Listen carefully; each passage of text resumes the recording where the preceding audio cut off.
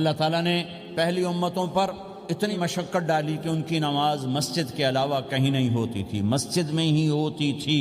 ہمارے لیے کتنی آسانی کر دی، جاب میں ہے مصلی بچھا نماز پڑھ، چلو مصلی بھی کوئی نہیں، زمین دیکھ اس پر کوئی گندگی تو کوئی نہیں ہے، بس زمین بھی تیرے لیے پاک ہے، چل نماز پڑھ۔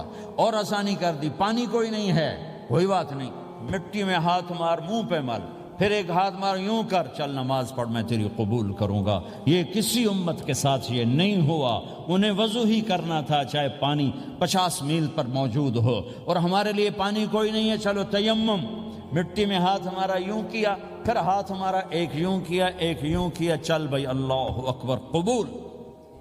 عمار بن یاسر رضی اللہ تعالیٰ عنہ سفر میں تھے، ان کو نہانے کی ضرورت ہو گئی، نائٹ فال ہو گیا، تو انہوں نے سوچا کہ ویسے تو آدمی کو وضو کی ضرورت ہوتی ہے تو خالی منہ پہ ہاتھ مارا اور یوں کونیوں تک، لیکن مجھے تو غسل کی ضرورت ہے، تو خالی اس سے تو کافی نہیں ہوگا۔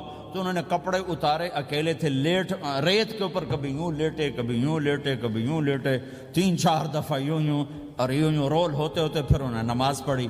آئے اللہ کے نبی کی بارگاہ میں، یا رسول اللہ مجھے رات کو نہانے کی ضرورت پڑ گئی، تو میں نے کہا وضو کے لیے تو خالی یہ 2 دفعہ کرنا کافی ہے، تو یہ تو نہانا تھا، تو میں تو ریت میں خوب رول ہوتا رہا۔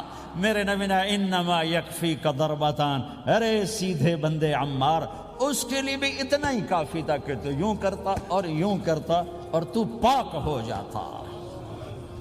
اللہ نے اس نبی کے طفیل، اس محبوب مصطفیٰ صلی اللہ علیہ وسلم کے طفیل، اللہ نے کیا کیا سہولتیں اور آسانیاں ہمیں عطا فرمائیں۔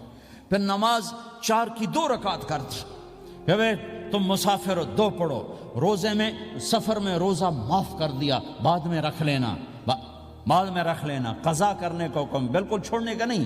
اور کہا کہ بھائی مریض ہو چھوڑ دو، مسافر ہو چھوڑ دو، اور نماز 2 رکعت کر دو، سنتیں چھوڑ دو۔ ابن عمر رضی اللہ تعالیٰ عنہ بیٹھے تھے تو انہوں نے 2 رکعت پڑھ کے بیٹھ گئے، تو ان کے خادم نے کہا سنتیں نفل نہیں پڑھو گے؟ کہا اگر پڑھنا تو 4 فرض پڑھتا میں، میرے اللہ نے معافی دے دی تو میں کیوں پڑھوں؟